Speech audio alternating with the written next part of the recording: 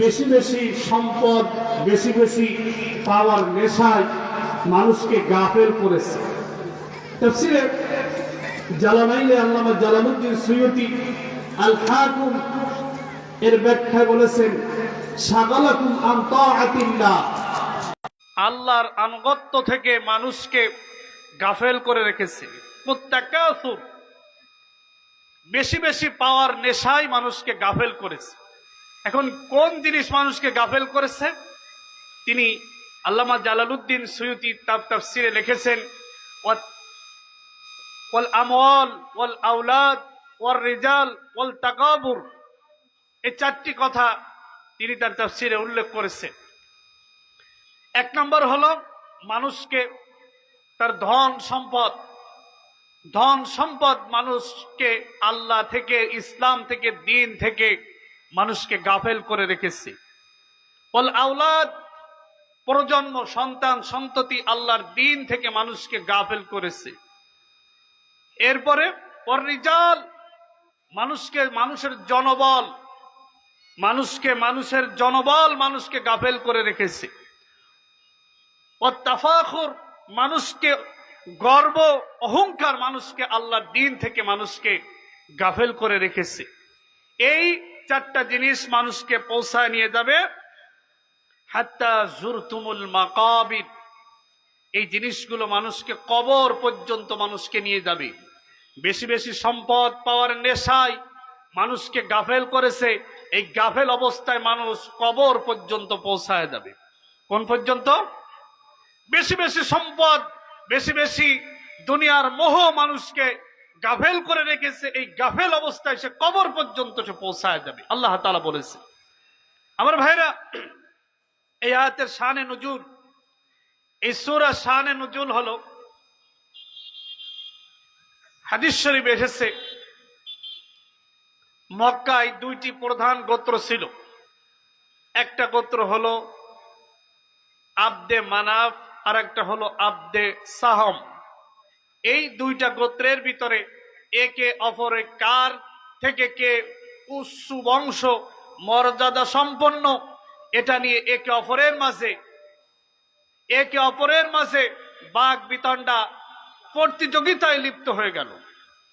এক পর্যায়ে দেখা গেল ধন সম্পদ, অর্থ, বংশীয় মর্যাদার দিক থেকে আব্দে মানাফ গোত্র উচ্চ এবং তারা জয়লাভ করলো তাদের থেকে।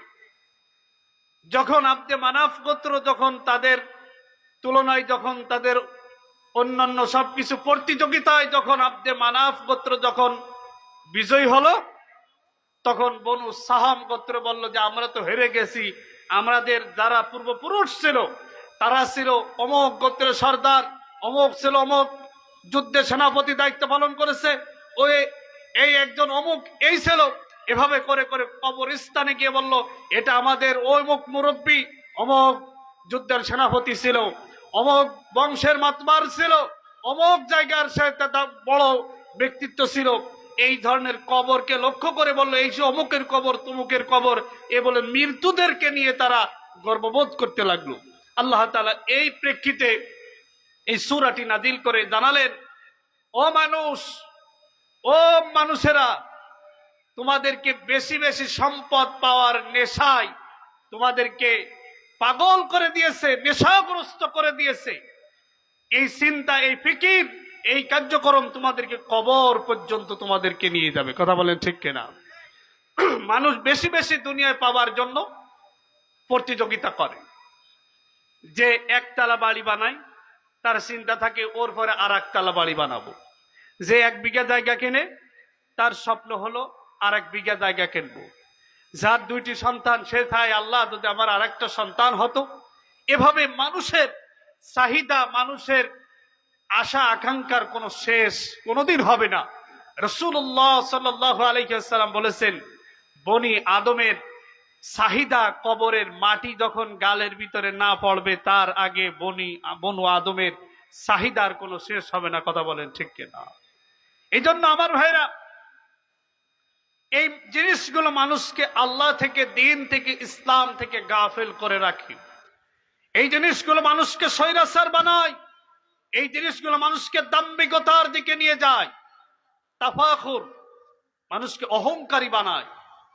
সন্তান সন্ততি, অর্থনীতি, জনবল, এইসব জিনিস মানুষকে আল্লাহ থেকে, ইসলাম থেকে দূর করে মানুষকে জাহান্নামের পথের পথিক বানিয়ে দেয়। কথা বলেন ঠিক কিনা? আমার ভাইরা, অহংকার মানুষকে শেষ করে দেয়। আপনারা জানেন, বিগত যারা 16টা বছর যারা এই দেশের মানুষের পরে যারা জুলুম, অত্যাচার, নির্যাতন করেছিল, তারা কিভাবে অহংকার, দাম্ভিকতার সাথে চলাফেরা করতে। কথা বলেন ঠিক কিনা? তারা দেখতো ওয়াল রিজাল, আমাদের বিশাল জনবল আছে, এই জনবলের কারণে মানুষকে তারা মানুষ মনে করে নাই, মানুষদেরকে মানুষ মনে করে নাই। তারা মনে করেছিল যে এটা আমাদেরকে মনে হয় আমাদের চিরস্থায়ী থাকবে। কিন্তু আল্লাহ তাআলা বলেছেন, অহংকার যারা করে, অহংকারীদের অহংকার নির্মূল করা আমার জন্য কোনো কষ্টের কাজ না। কথা বলেন ঠিক কিনা? এই ধরনের চিন্তা চেতনা যারা লালন করবে, আমার রব্বুল আলামিন, আমাদের রব্বুল আলামিন তাদেরকে শায়েস্তা করা, তাদেরকে আল্লাহ তাআলা শাস্তি দেওয়ার জন্য আমার রবের একেবারে কোনো কষ্টসাধ্য বিষয় নয়। সম্মানিত হাজিরিন, এরপরে আল্লাহ তাআলা বলেছেন, কাল্লা সাউফা তা'লামুন, ও মানুষ, এই জিনিসগুলো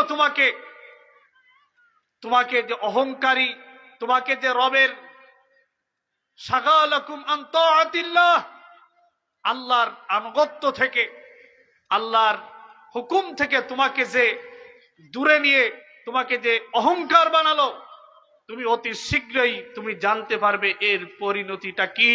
আল্লাহর হুকুম না মানার পরিণতিটা কি?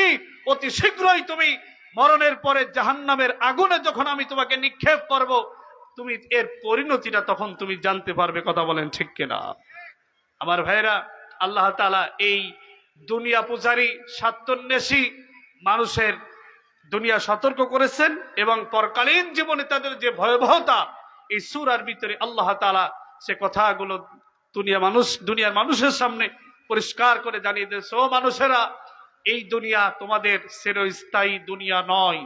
আমাল হায়াতাদ দুনিয়া ইল্লা মাতাউল গুরুর, এই দুনিয়াটা হলো একটা সামান্য কিছুদিনের জায়গায় একটা ধোঁকা, তামাশা, প্রতারণা ছাড়া আর কিছু নয়।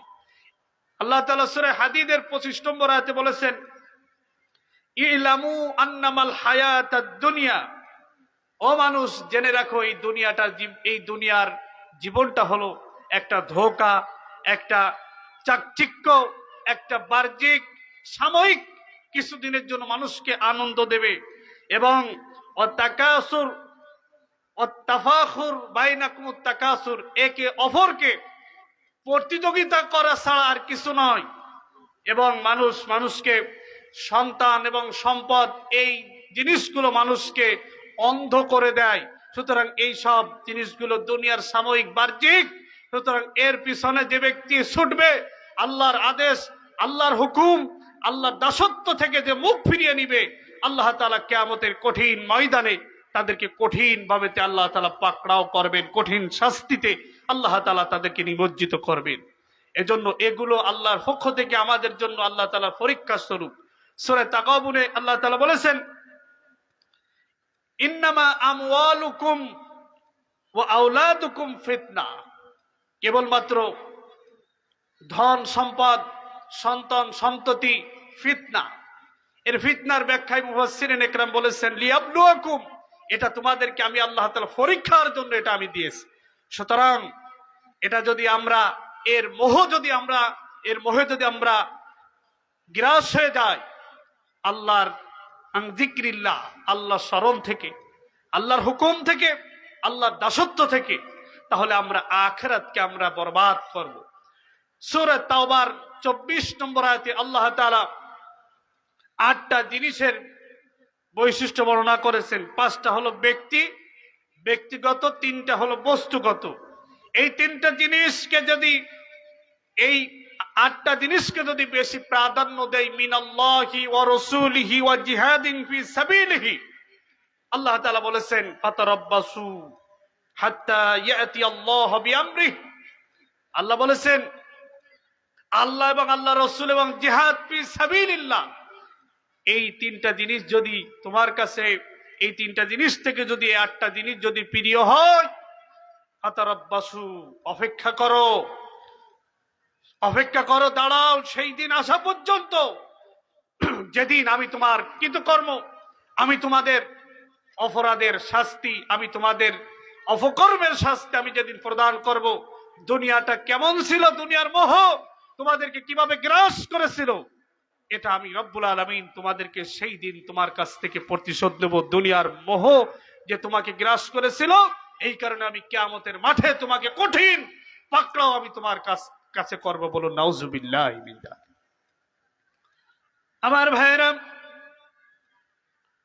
দুনিয়া আল্লাহ রাব্বুল আলামিন আমাদেরকে দিয়েছেন পরীক্ষা করার জন্য। পরীক্ষার জন্য আল্লাহ আমাদেরকে দুনিয়ায় পাঠাইছেন। কিসের জন্য? সবাই বলেন। আল্লাহ রাব্বুল আলামিন বলেছেন, আল্লাযী খালাকাল মাউতা ওয়াল হায়াতা লিয়াবলুয়াকুম আইয়ুকুম আহসানু আমালা। তিনি এমন আল্লাহ, আল্লাযী খালাকাল মাউতা ওয়াল হায়াত, যিনি সৃষ্টি করেছেন মৃত্যু এবং হায়াত।